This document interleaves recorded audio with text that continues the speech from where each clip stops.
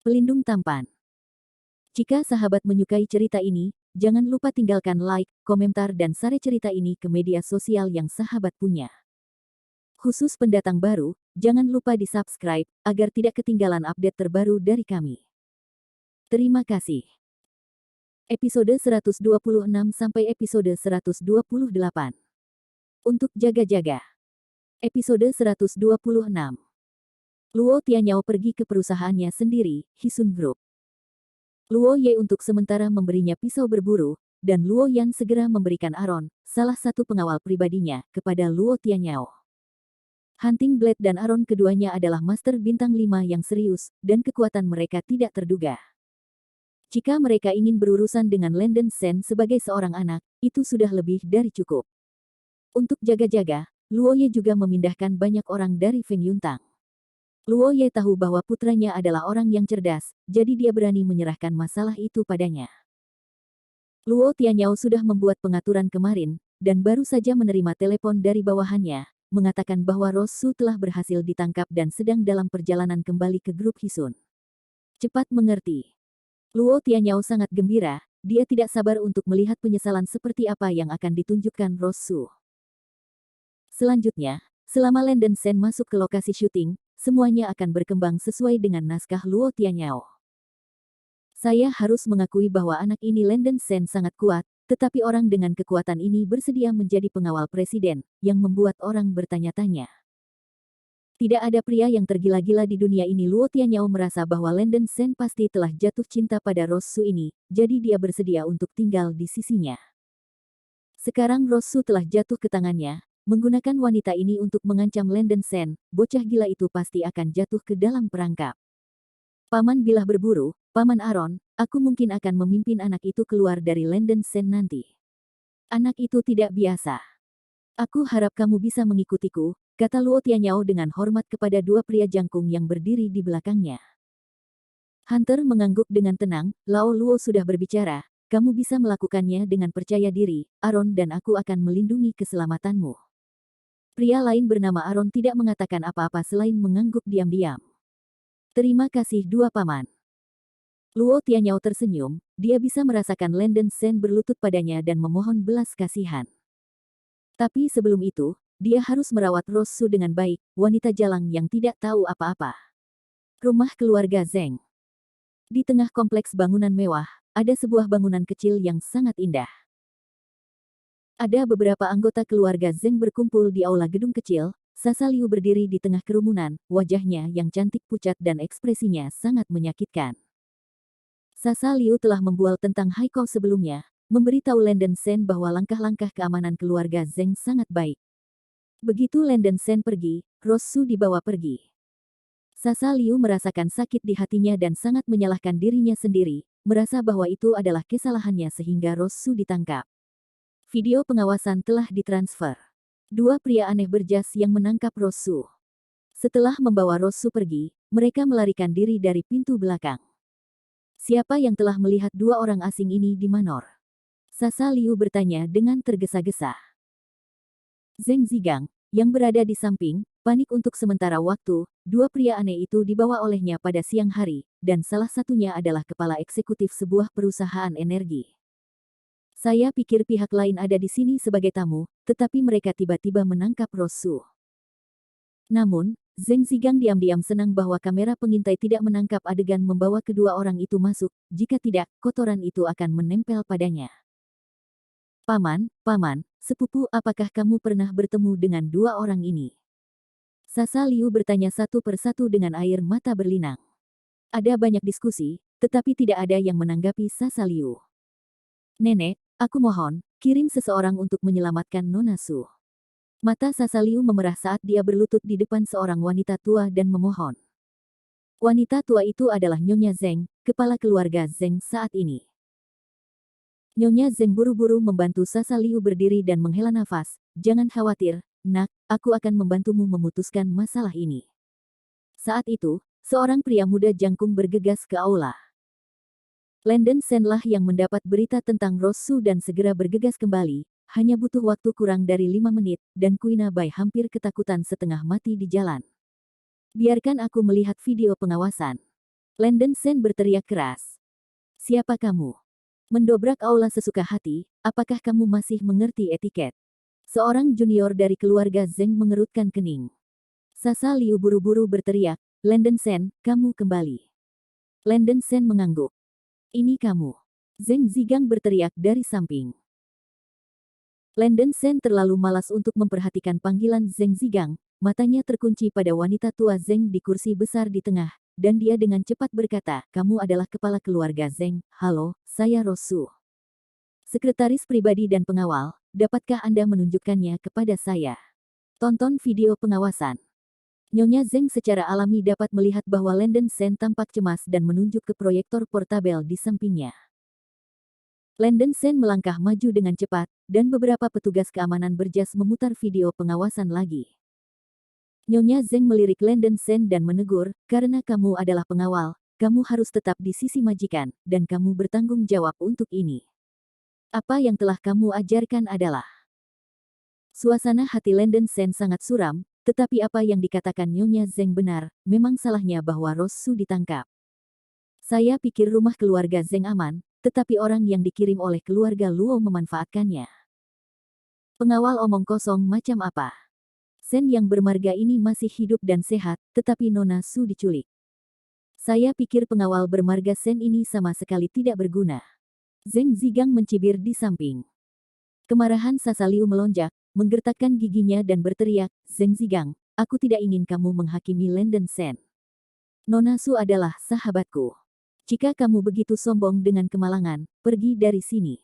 Anda dimarahi di hidung oleh seorang wanita yang lebih muda dari dirinya, dan dihina oleh Li Sasa sebelumnya. Zeng Zigang sangat marah, wajahnya pucat, dan dia berkata, Sasa Liu, apa hakmu untuk melepaskanku? Adalah nama keluargamu Zeng atau milikku? Oke. Sudah seperti ini, apa yang kamu perdebatkan? Orang-orang dirampok di rumah keluarga Zeng kami, dan keluarga Zeng tentu saja bertanggung jawab, kata Nyonya Zeng dengan wajah dingin. Zeng Zigang mendengus dingin dan berdiri di samping tanpa mengucapkan sepatah kata pun. Nenek, biarkan Paman Hei membantu Landon Sen. Sasa Liu buru-buru berteriak. Nyonya Zeng mengerutkan kening, apa identitas Paman Hei? Anda tidak perlu dia mengambil tindakan untuk masalah sepele ini. Nenek, ini benar-benar bukan masalah sepele. Pihak lain sangat mungkin. Sebelum Sasa Liu selesai berbicara, Nyonya Zeng menyela, oke. Kalau begitu Rosu bukan dari keluarga Zeng, jadi kamu perlu pamanmu Hei untuk mengambil tindakan. Jangan menganggap orang luar terlalu serius. Zeng Zigang, cepat hubungi polisi. Kata Bu Zeng kepada Zeng Zigang yang ada di samping. Oke. Zeng Zigang mengangguk dengan sedikit ejekan di sudut mulutnya. Mata Sasa Liu menjadi gelap, sepertinya masalah ini tidak bisa dibicarakan. Tak perlu dikatakan, keluarga Luo sangat kuat, apa yang bisa dilakukan polisi? Lupakan saja, aku akan menyelesaikan masalah ini sendiri, kata Landon Sen dengan tenang.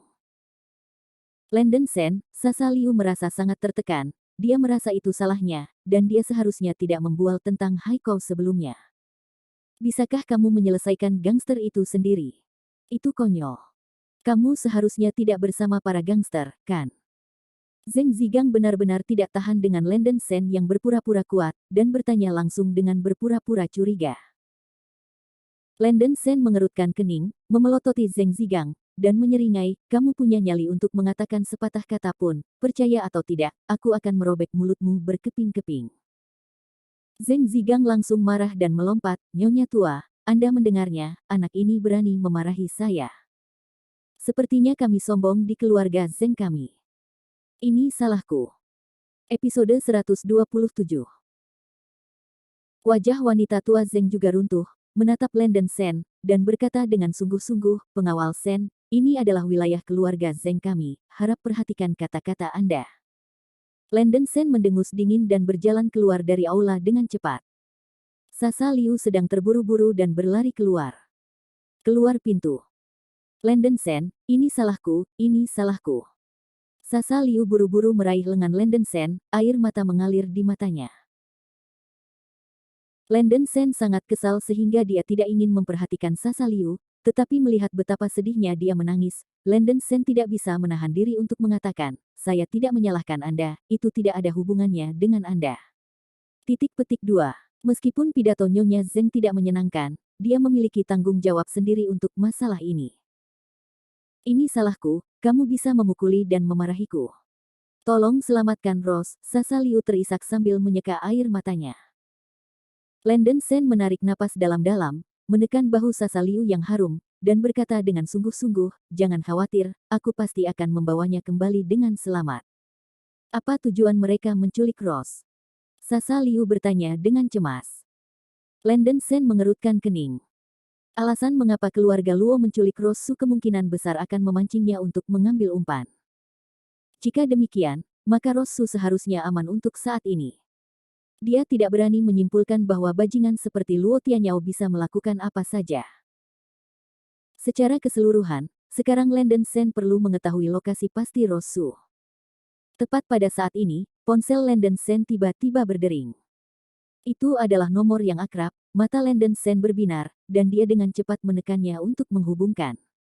Hei, Suster Junior, ada apa?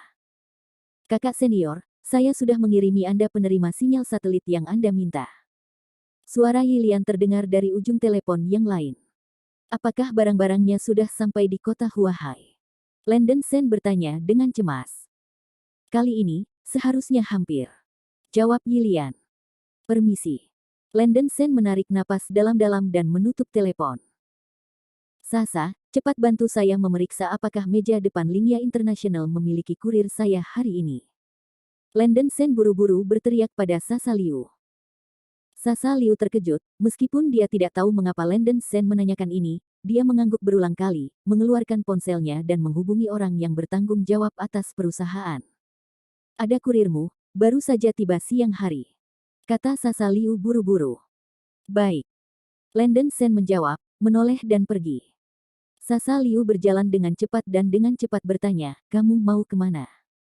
Ini urusanku, kamu tidak harus mengikutiku. Landon Sen mengerutkan kening. Tidak, aku juga pergi. Sasa Liu menggertakkan giginya. Aku baru saja berjanji padamu bahwa aku akan membawa Rose Su kembali. Kamu juga akan menyebabkan masalah bagiku, jadi tetaplah di sini dengan patuh.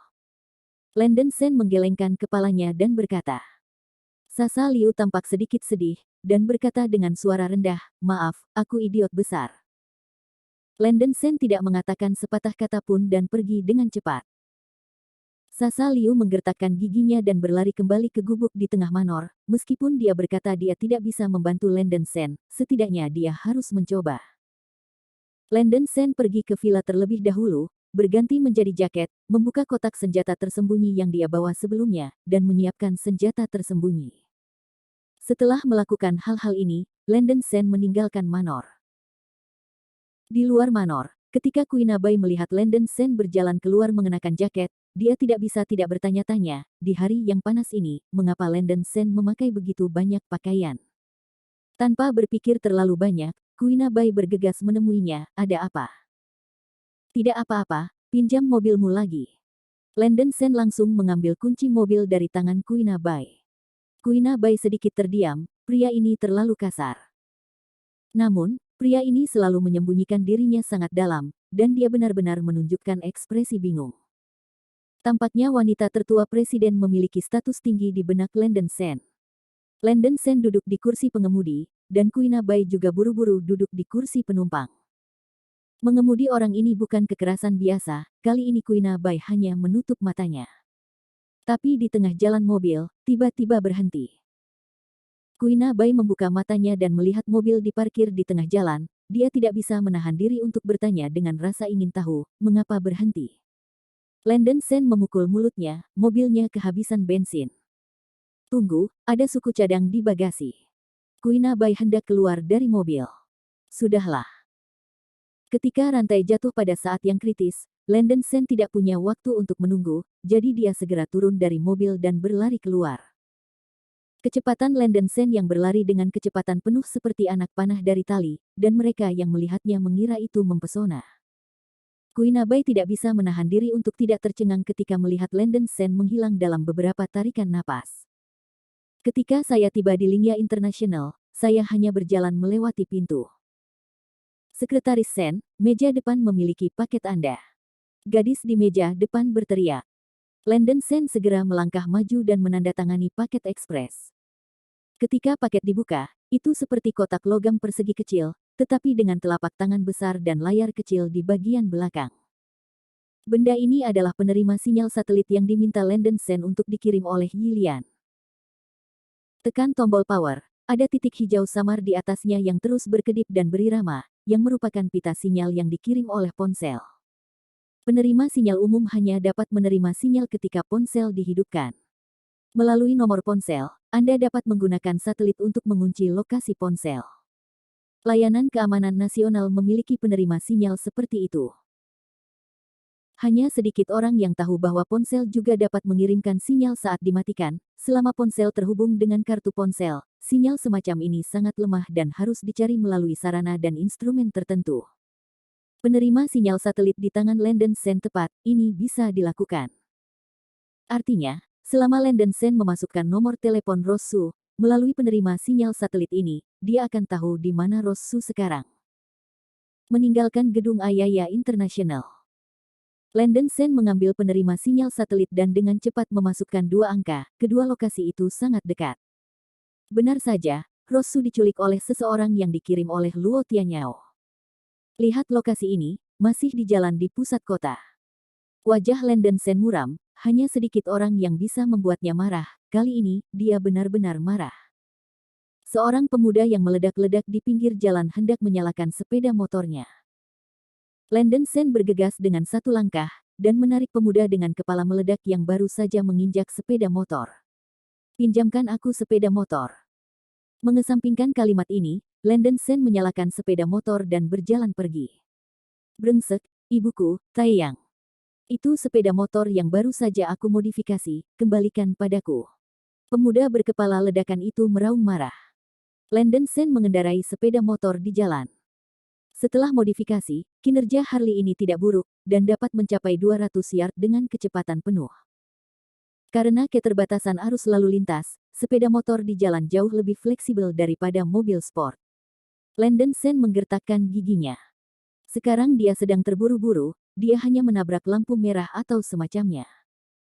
Suara keras dari mesin Harley menghancurkan bumi, membuat orang merasa apakah sepeda motor ini akan meledak dalam hitungan detik berikutnya. Menyaksikan Harley hitam berpacu lewat seperti bayangan, gelombang udara akan menggosok bahu. Orang yang lewat ketakutan. Seperti bebek ke air. Episode 128. Sial, mengemudi begitu cepat untuk menemukan kematian. Brengsek, sungguh orang gila. Kendaraan di jalan disalip oleh Harley satu persatu, di bawah kendali Landon Sen. Harley ini seperti bebek ke air, dan sangat fleksibel. Sialan. Apakah ini sepeda motor sialan? Dalam Porsche 911 merah, pria berambut kuning dengan kacamata hitam melihat Landon Sen mengendarai Harley hitam, melewatinya seperti embusan angin, matanya hampir jatuh. Oh sial, orang ini hebat. Bisakah sepeda motor begitu licin? Rambut merah kecil di kursi penumpang juga tercengang. Huang Mao Wanqian menginjak pedal gas dan mengejarnya, dan berkata dengan jijik, saya masih berpura-pura mengendarai sepeda motor. Lihat saudara, saya menyalipnya, beritahu anak ini betapa hebatnya mobil. Kecepatan Porsche 911 tiba-tiba meningkat. Pada akhirnya, itu masih mobil super sport. Porsche 911 melampaui Harley yang dikendarai Landon Sen. Hahaha, keren. Rambut merah kecil di samping mengacungkan jempol. Huang Mao berkata dengan bangga, lihat, kami menyebutnya mobil mewah. Begitu kata-kata itu jatuh, Landon Sen merasa bahwa Porsche di depan menghalangi jalan, meningkatkan tenaga kuda, menempel di bagian depan mobil dengan kedua tangan, menjepit alas Harley dengan kedua kaki, dan melompat. Ho-ho. Seluruh Harley melompat dari tanah dan terbang langsung ke kaca depan di atap Porsche. Suara, boom. Roda Harley bergesekan dengan keras di kaca depan Porsche, dan dengan langkah maju, Harley mendarat dengan mantap dan terus berjalan pergi. Rambut merah dan kuning di Porsche itu begitu ketakutan sehingga mereka menggigil, dan keduanya membuka dagu, dan mereka tidak bisa lagi berdekatan. Kakak, sobat, apa yang baru saja aku lihat? Hong Mao menelan ludah dan berkata dengan takut-takut. Mobil ini terbang. Huang Mao tampak sangat ketakutan, dan seluruh tubuhnya tidak bisa menahan gemetar.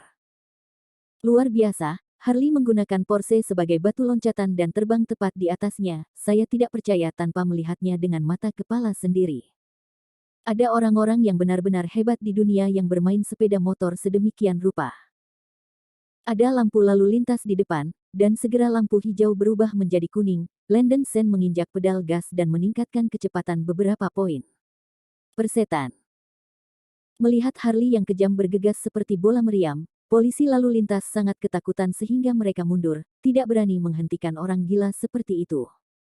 Bagian belakang merah Porsche bergesekan dengan taksi, membuat bumper belakang terlepas.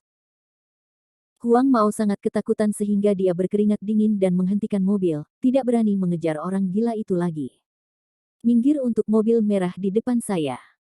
Ketika bel alarm berbunyi, polisi lalu lintas mengambil klakson dan meraung. Sial, ini sangat buruk. Huang Mao mendengus, dan rambut merah di samping menarik kepalanya. Landon Sen terus bergegas. Tidak lama kemudian, saya menemukan Lamborghini ungu.